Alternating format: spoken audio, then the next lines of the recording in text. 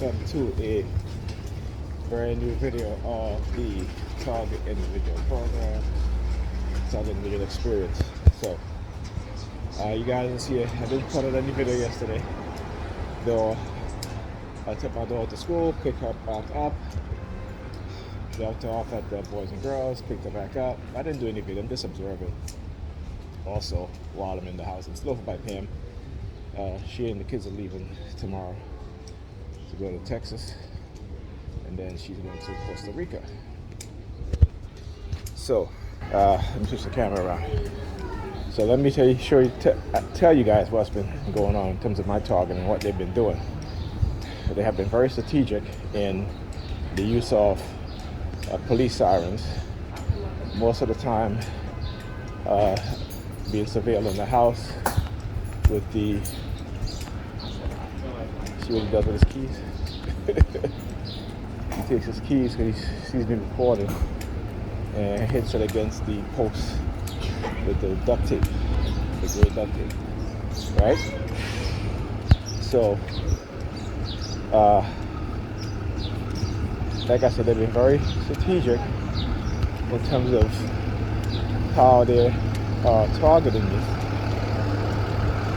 Very strategic with the use of the police sirens. So, for example, most of the day, being surveilled, the remote monitoring, they will use the car honking when I pick up certain colors like a blue color or like a navy blue, right? They will use the car honking. When I open up the refrigerator, they will use police sirens. When I listen to a video, certain words are being said, they will use the police sirens. For example, if the person say the number 1, right? Or if the person say, get him or what have you, right? Let's say I'm watching a movie, and the character in the movie said, "Let's get him," right? And get the sirens, fire truck sirens, because I just started recording, so they're coming out now. Anything that has to do with dealing with capturing somebody or getting somebody, or the number 1 or 12, they would use the police siren, but it's very low key, right? Whoop or whoop whoop, right? So like I said, just observing, what it is that they're doing, and just making a mental note of these things and how they covertly use a more covert method in targeting me now, right? For example, yesterday I was supposed to go home, but I ended up having a conversation in the barbershop, so I ended up staying because it would have been late for me to go home, right? And earlier during the day when I was talking to Pam, I said, hey, don't forget I'm going home today. They will, as soon as I say I'm going home, they'll hit me with the police sirens, right? In terms of sound targeting, right? Noise campaign. And every time the word home is mentioned on a video or if I'm reading something, it will always be the police siren, the whole whoop, whoop, whoop thing in the background.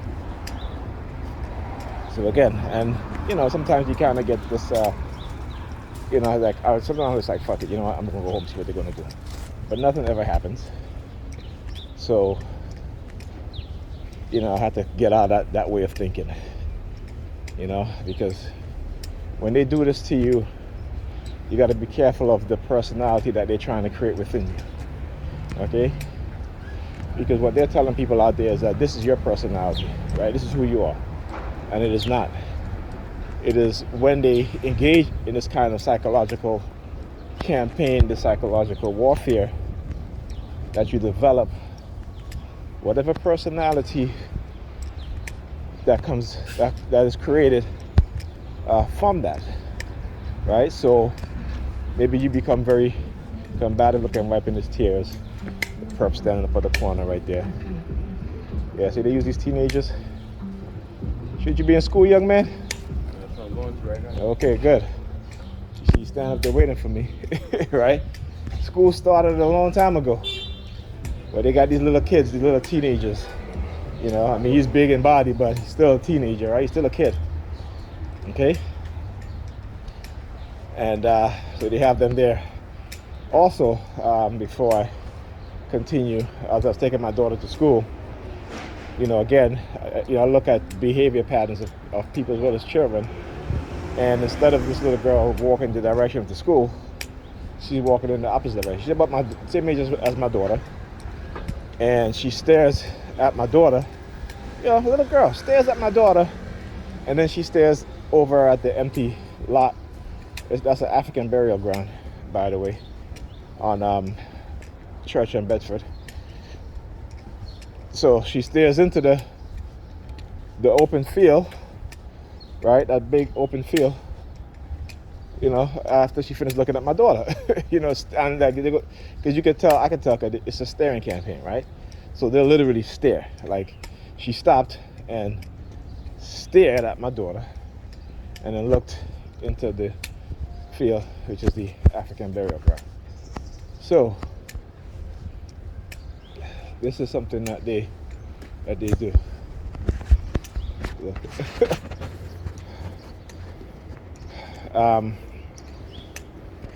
Right, so anyway, back as I was saying.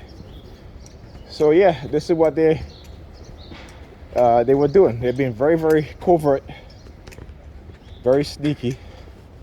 But like I said, I just observe them. I'm observing, you know, trying to figure out what it is that they're up to, what it is that they're doing.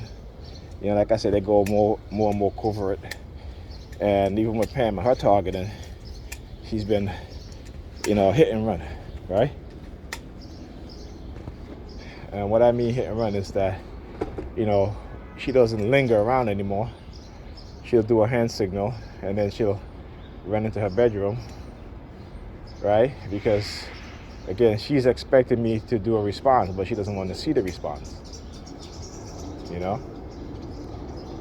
So she's been very, very, you know what I'm saying?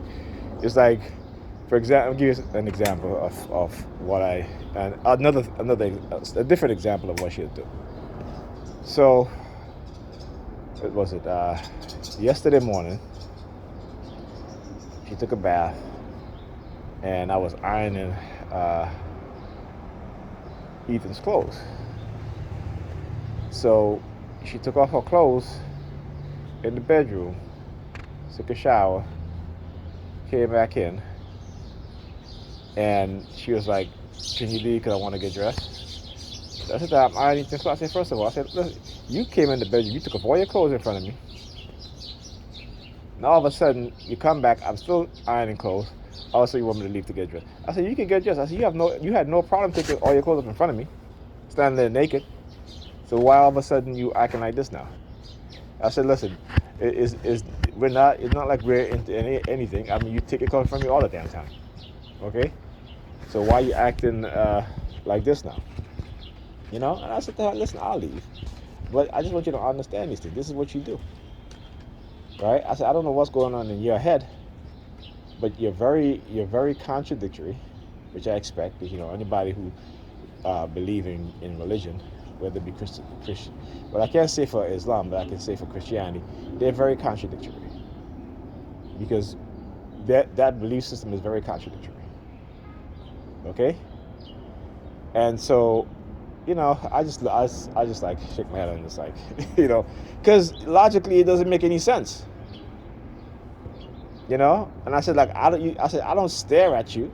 You know, I said, we used to see each other naked, so I don't, even though we're not in a relationship, so I don't see what the, you know, such and such. But the time when she acts like this, and I'm just like, and all of a sudden, like, also too, like, when she calls me or what have you, you know, all of a sudden, you know, sometimes she'll say thank you, but it's the way that she says it sometimes. You know, because remember too, as TIs, when they target us, they use certain words, but also it's how they say it, in what manner and what way they're saying it. Okay? So, you know, and I always say whenever she starts acting like that, she's around somebody that she's trying to, whatever, I don't know, impress, what have you, or what have you, you know? Now look at this dude.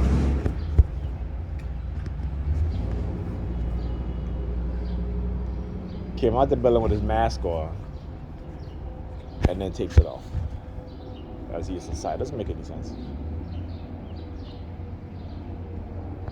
But I guess maybe it does. Maybe I'm thinking too much into that. So anyway, but that's what happens sometimes. So yeah, you know, like it doesn't make sense. And like you said, I said, you know, the way how you behave and how you act, I said, make it make sense. Good morning. Good morning. You know, I'm like, the things that you do, make it make sense. You know, I was talking to the barber yesterday. I was talking about thinking logically, and I said to him, you know, we was talking about religion and stuff like that, and this other dude came in, right? This other guy came in, another black guy. He started talking about Israelites and this and that, and you know, the Bible and 400 years. I said, do you know that? I said, do you understand that that was written into the Bible because for a reason? Okay. This is written to the Bible for a reason, because it's a false hope that you guys are holding on to. Because everybody claimed, the Jewish people claim, these Akinaki Jews claim that they're God's chosen people. You Hebrew Israelite, because black people were slave, and it wasn't slave for 400 years or 500 years. 250 years of slavery, and then Jim Crow, right? So, again, but in totality is 400 years, right? So, you know, we're talking about the Bible, and again, and I keep he's talking about, you know, we're the chosen people, this and that. I'm like, come on, man. I said my grandmother was still saying the same shit. You know, it's a false promise. Every generation we pass on this false promise to you know, we thinking that oh yeah, it's going to happen in our lifetime, and it doesn't happen. But we don't ever seem to think about why it doesn't happen, right? We never seem to question that. But we pass on the same sort of way of thinking to our children, and they think the same way. Okay, it's based off of false hope, so that you won't do anything, that you would just have to wait and wait and wait for God's promise. But while you're waiting, you're dying. And then the next generation believing the same thing, then they get old and they die. Okay? What that does is prevent you from taking your freedom. It prevents you from, you know, becoming the person who you are, so you can have your freedom. I mean, true freedom. And it doesn't mean that you have to go to war, particularly today, what have you. But yeah, actually, it does mean you have to go to war. But you don't have to. And if you're waiting for God to soften the heart of these white supremacists, it'll never happen. Because what in the Bible, what it tell you? It says God hardened Pharaoh's heart, right? So God don't soften anybody's heart. He hardens heart. Understand what you're reading. Okay? So anyway, I was like, man, none of these people in the Bible exist, okay? You can't find no archaeological evidence that they ever existed. Simple as that. No religious scholar can ever say that they found archaeological evidence that prove anything in the Bible is real. No human bones, nothing. Okay? So I said, but you can go in the museum and you can find the looted treasure from our ancestors from Kemet, which is Egypt today. I said, you can find all of those, because there's proof, there's evidence. You see it, right? You can touch it. It's there. A belief system is just a belief system. That's all it is. Okay. So, you know, because from time to time, they always send somebody to try to pull me back into this religion bullshit. And again, it's because of the technology that they created to control our minds, to make us think it's God. It's not. It's first of all, the word God is I keep saying the word God is a German word. That is a recently used word. Go and it is God is dog spelled backwards, right? Why? Because of, again, Egyptian mythology, right? And again, even Egyptian is mythology, and the people who in Kemet at the time, they didn't think that these things were real. They're myths. They didn't go around saying that it's real. They know that it's myths. I mean, they know the sun was real, but when you see what they call the so-called gods of Kemet or Egypt, they didn't call them gods. These are just these are just nature, right? Nature in its existence, that they use characters to represent that, right? Also, human features, human characteristics. Okay, that's all. So anyhow, like I said, you're not gonna, that shit don't work with me. Okay, it doesn't work with me.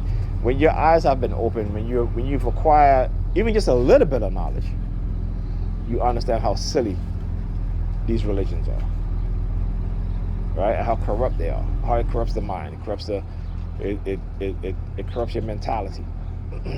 Okay, because they all thinking about their chosen people. This guy, he was like, oh, we gotta figure out, which nation we belong to and this and that. I say first of all, we're black. Okay, it ain't about nations unless it's one nation, because they're still preaching that whole separation bullshit within the black culture, or within black people. I told them, I said, listen, look at Europeans, right? They fight against each other. They go to war with each other. They kill each other. But one thing that they committed to, and that's to the oppression of black people. Okay, that's the one thing that they committed to.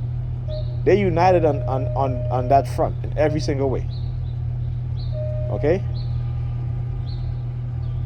So I told him, I said, listen, don't get it twisted, brother. These things are another divide and conquer tactics within us as people. All right, yeah. So I said, you gotta understand the divide and conquer tactics that they use, and sadly, a lot of us don't. Sadly, you have black people who think that because there are black people who living in the ghetto, living in certain areas, that they're better than them, and that they should be left behind. We have to uplift each other. When one of us get ahead, we turn back and we lift others up. Okay. Like I said, we practice the most extreme case of European individualism, and we're not Europeans. But this is what they've done to us. Anyhow, I'll talk to you guys in the next video.